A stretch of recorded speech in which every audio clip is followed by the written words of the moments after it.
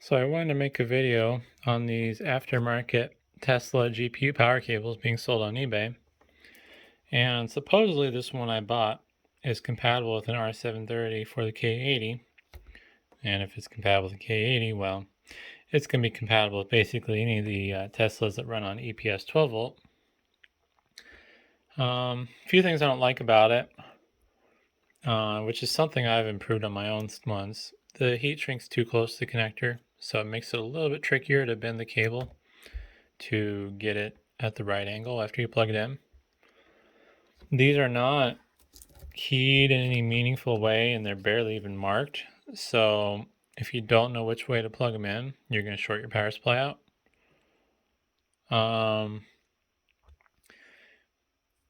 You can tell if you know what the pinout's supposed to be, basically. So this one's wired like PCI Express would be. So this is the riser side, which you could say, oh, maybe the flag indicates that. But the problem is you can plug this in backwards. I did test it. I didn't test turning the server on, of course, after I did that, but I have experience with these being wired incorrectly for Teslas when I first started getting into this project. But yeah, this is the EPS 12 volt side.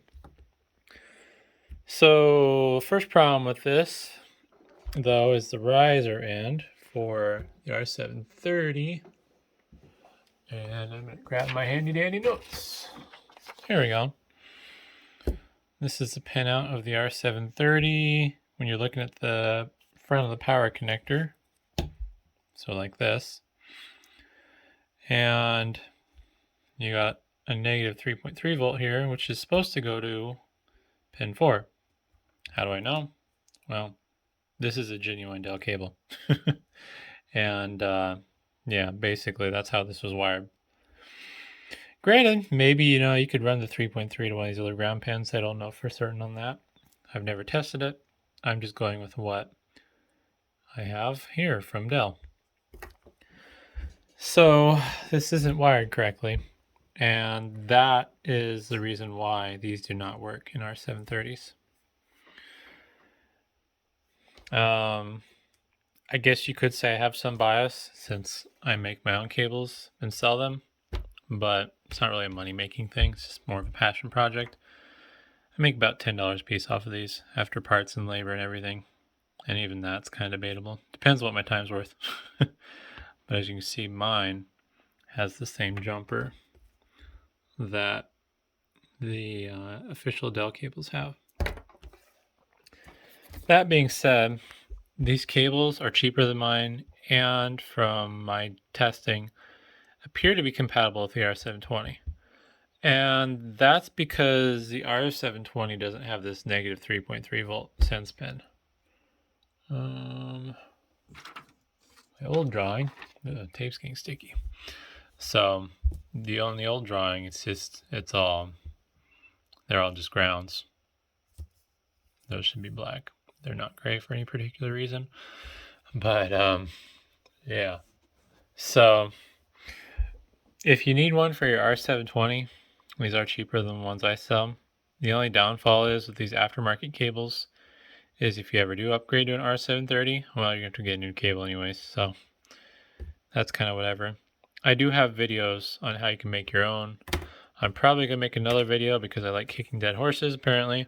But I realized that the people that watch the video on how to make your own cable probably don't want to buy all the stuff required to do that on top of wire if you don't already have wire that you can salvage. But yeah, I'll just show what this cable here does in a R730 virtual machine so you can understand what the error might look like for your setup. I can't speak with absolute certainty that everyone's going to see the exact same error because one, I'm running ESXi, and two, I don't know, maybe you could have figured something differently than I did. So it'll just give you an idea, I guess, of what you're looking at if it happens. So I'm in a test Windows VM right now on my R730. And the server sounds a little bit weird. The fans are really ramping randomly. So I think the server might be unhappy. But as you can see, there are some problems.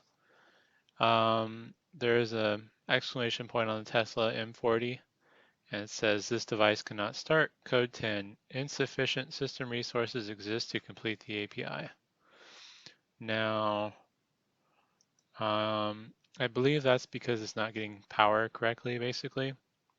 And you can see in command prompt, I tried to put the Tesla M40 into GPU mode, and basically it just says it failed because it couldn't communicate with the NVIDIA driver, make sure the latest driver is installed, and then other stuff.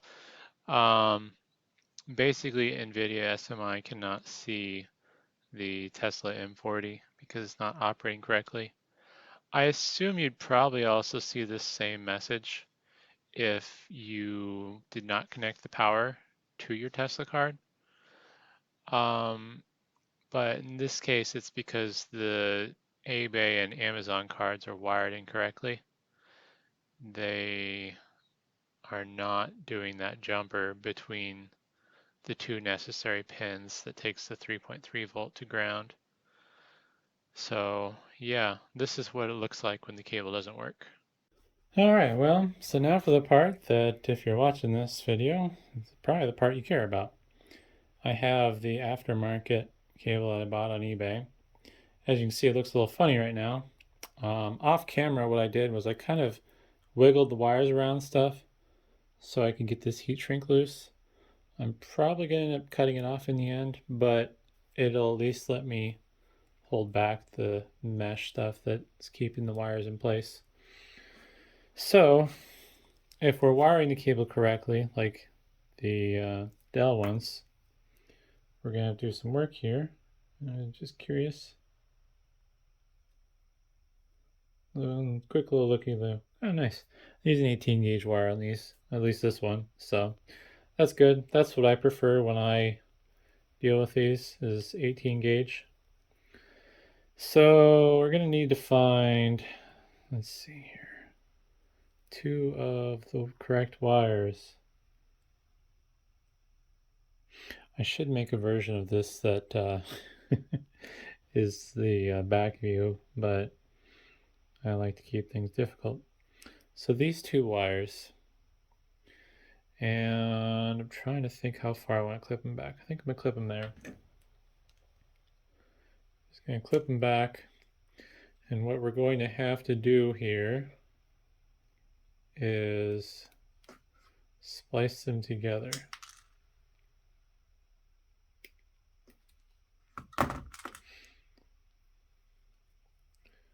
Hopefully I didn't do too terrible a job. Yeah, it'll work.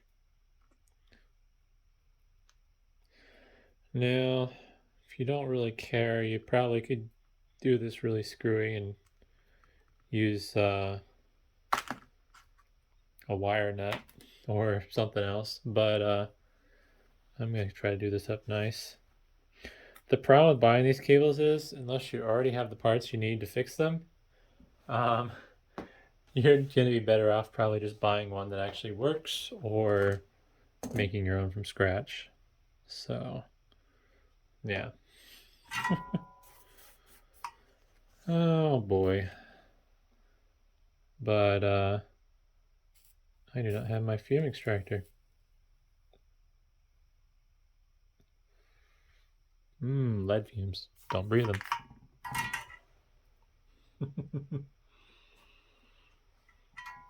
Smells like pancakes in here. Must be using the good flux. All right. So now we have the negative 3.3 volt going to the appropriate ground pin, matching the official Dell cable. But we have a problem. Now these 2 ground wires don't have a home. And that means I'm going to have to pick one of these 3 and splice them in. Which one? I don't know. We'll take this one. Just trying to think about how I want to do this. So if I had a fancy pants tool, it would be really nice, is to just cut off this section of the insulation. But I don't have a tool like that. Maybe you do. I don't know. I know they exist, but I don't own one. So I'm just going to think here. The best way to handle this is going to be, obviously this is my first time doing this because, well, I only bought one of these because I don't feel like spending a bunch of money for a video that, yeah, we'll just take that back. That was going to sound really bad. Basically, I don't want to spend a bunch of money for something I don't need, but I did this in the hopes that it'll be helpful to people, and I do plan on selling this cable if I'm happy with the end result, so I can at least recover my money because this wasn't free. So, I am going to pause so you don't have to watch me think about this for a while. I might. I kind of want to try whittling at this with a razor blade, but I don't think that's a good idea. I'm just gonna cut it. Let's see here. What's gonna end up happening is there's gonna be kind of a weird spot in the wire. Strip it long-ish.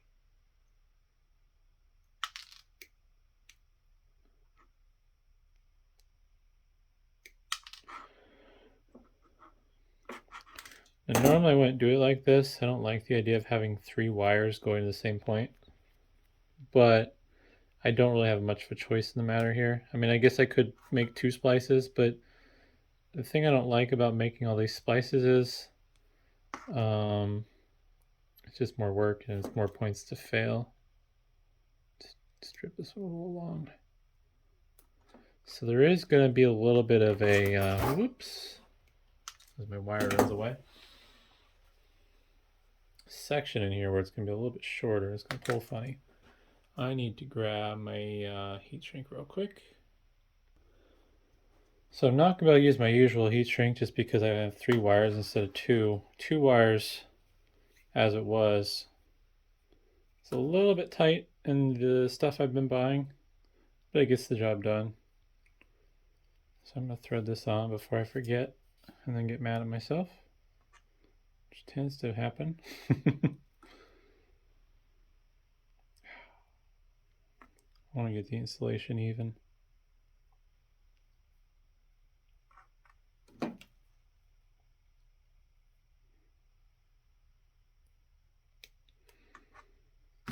Alright, that's somewhat even.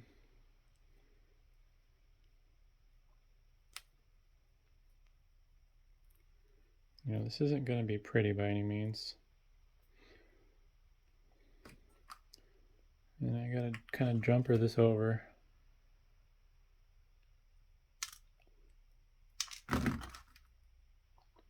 This is not going to be a pretty joint, but it's going to have to work because it's the only way you're going to be able to make this cable work for an R730. Alright, and we do the heat shrink on before I start soldering. Oh, and it already came loose. That's kind of what I was afraid of happening. Oh man, let's see here. I'm going to untangle these and I think I'm going to tie it around one and then bring them all in one by one.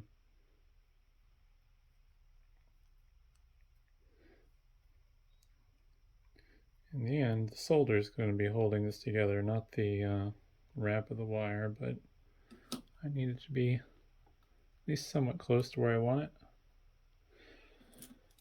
Alright, well, it would be nice if I had my fan, but oh well. I'm going to be getting a fume extractor here soon, I believe.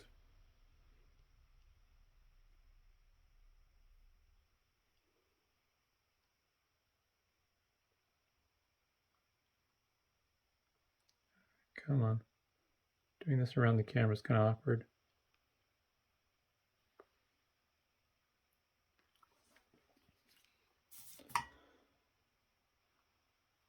Alright, hopefully that'll be acceptable.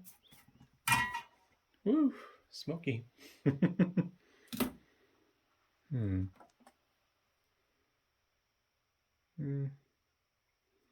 There we go. So I'm going to heat shrink this all up and I'll be back. Alright, well, it's all heat shrinked up. This red stuff's a little too big for 18 gauge. It was close enough. On the little splice I did here, I went over it with some black and then I went over it with some red.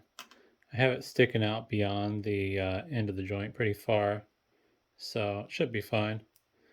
Now, the big question is, will we be able to shove the original heat shrink over all of this mess?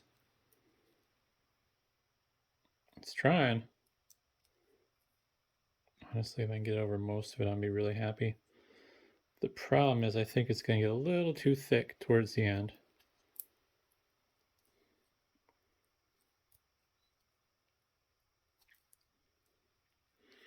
So unfortunately, I may not be able to keep that original heat shrink there because I'm bound up. Let's see here, will you play nice? Oop, maybe, come on. You can do it. I believe in you. Honestly, the only reason I care is because I like having this cable mesh stuff over it. Makes it look pretty.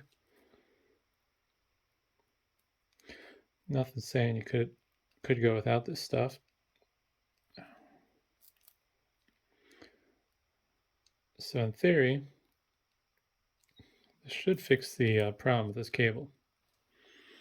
I don't think I'm gonna force you to watch me struggle to get this down the rest of the way, but yeah, it's like a snake trying to eat an egg. But yeah, I'm gonna finish sliding that back down to at least somewhere respectable, and then I will put it back in the server and show you how it goes. Alright, well here we are with the now modified cable. I was able to get the original heat shrink back most of the way. I think it'll be good enough. So we're going to plug this into the riser side. Alright. See if we can convince the cable to bend the way it needs to go. All while doing this around the tripod.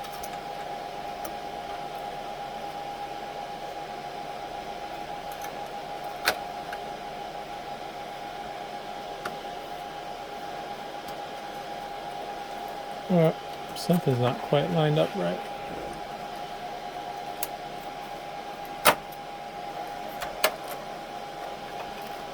I think. There we go. I think that'll be a little better. Yep. That'll be fine. Loop you around. Shove you there. Yeah, I'll put the top on.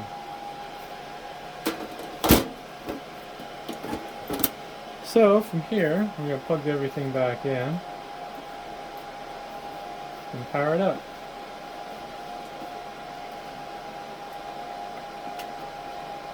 Oops. There we go. And I'll just do a little time lapse from this point and go from there.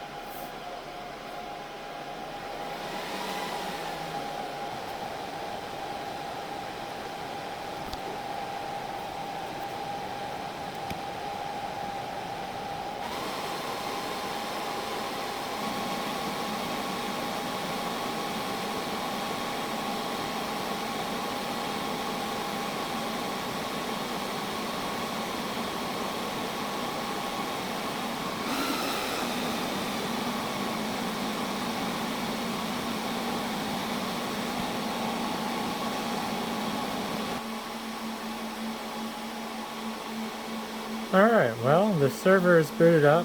It's a lot louder now. But as you'll see, the error in device manager has gone away. That's not as much zoom as I need. There we go. So, the error is gone. The task manager should see the graphics card now. Yep, right there. And we should be able to put it under a load. where I launch Furmark along with GPU Z. And it is going to get very loud in here. Oh, let's see here.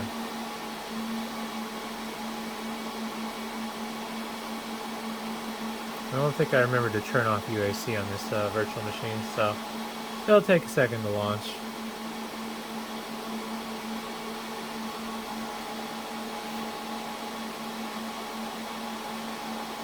Oh, UAC is both good and bad. Alright, there it is. Cancel. Anytime.